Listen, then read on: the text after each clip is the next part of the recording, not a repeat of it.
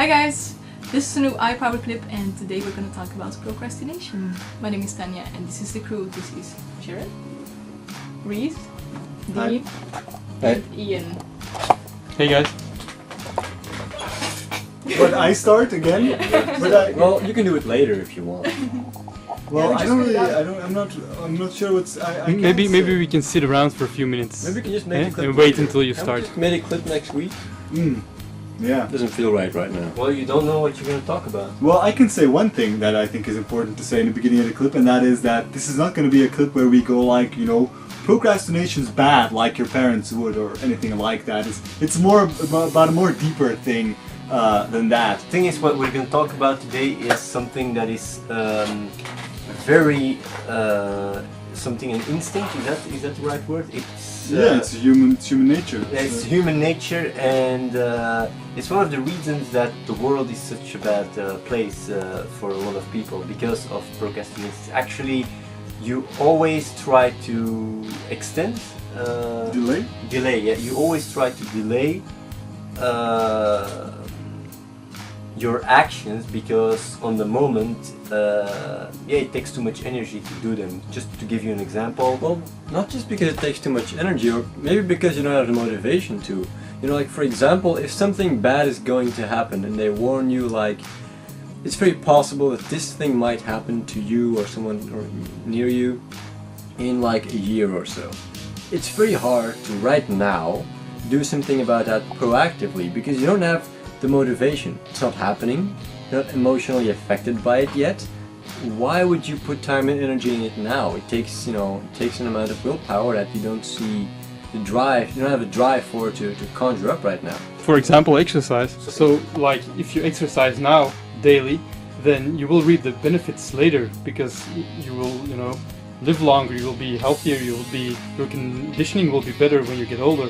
Whereas if you wait until you're old and you start to, get symptoms of, your heart rate goes up and you're short of breath and stuff like that, and you only then start exercising, well, you have a lot of catching up to do, and the impact won't be the same. So then you're already in damage control.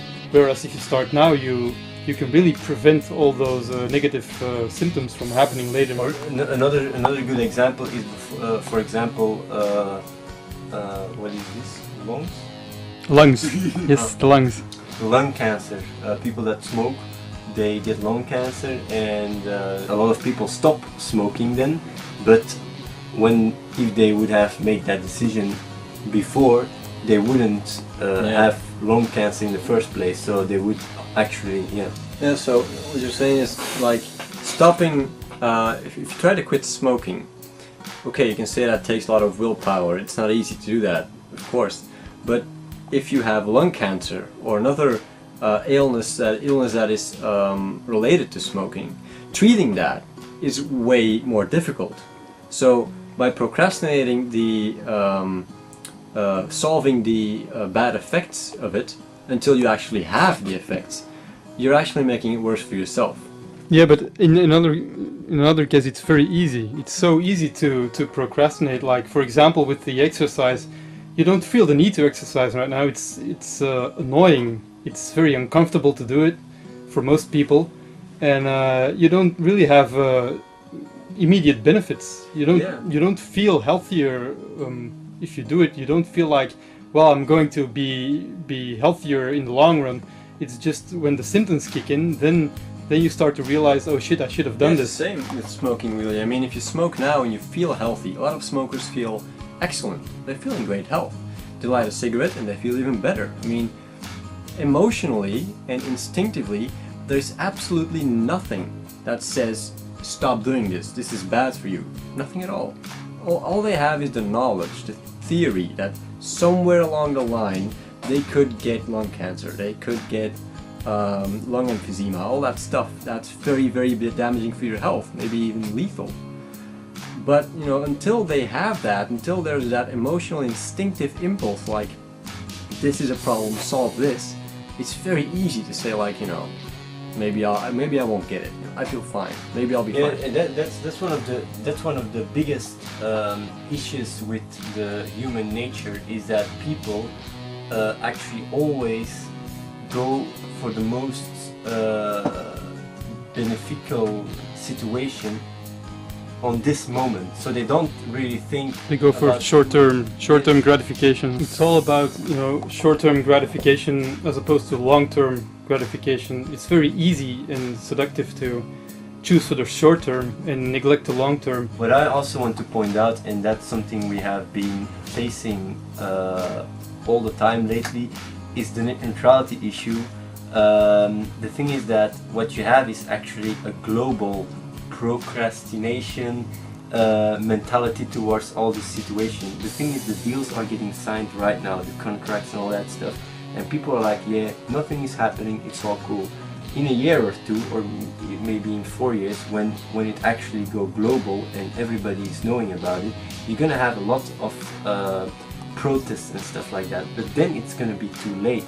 You can compare it. It's like you start to do something when you have critical cancer, and when it's actually too late.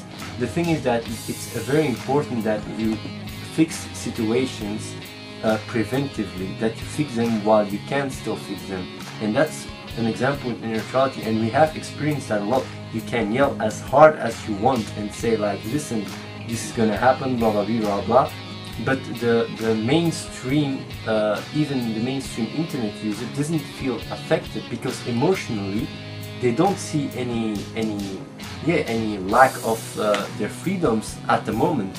But the thing is, when it's going to happen, and when the contracts are signed, it's going to be too late to do something about it. What you going to do? You're going to go like, hey, I go on the street. It's now you can do something about it, because now companies are making the deals. And you know, a lot of people will also react to this and say, well, you can't be proactive about everything all the time, right? That's not what you guys are saying here, but that's actually, it's not completely true, because what you do, of course, is you prioritize, you decide for yourself what's important and what's less important in your life. And as you become a person who's really proactive on all fronts that you deem, significant, you're not just, getting rid of the procrastination problem, which, many people will find sounds, silly, but you're actually building on a very strong personality, because the more you do that, the more you have a very clear sense of, this is who I am, that's what I'm standing for, and that's the stuff that I do, that this is the stuff that I'm involved with and that I'm working on, even if it's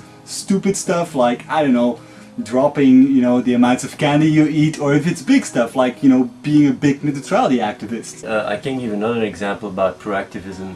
For example, there's a lot of guys on the internet that don't have a chick, and what they do is actually they say like, they feel a certain urge to get a chick, and every day they get more and more frustrated, but they are just delaying it to the long run.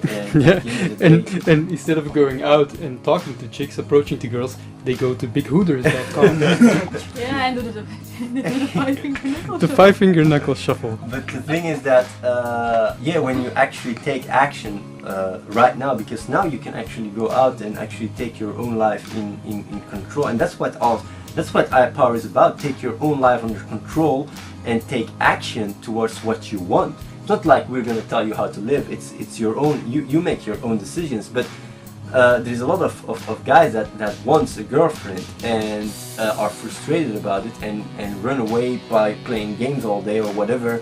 And I think most watch porn though.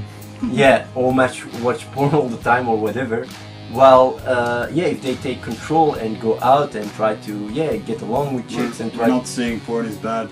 No, especially lesbians. Yes. No, lesbian porn is not bad.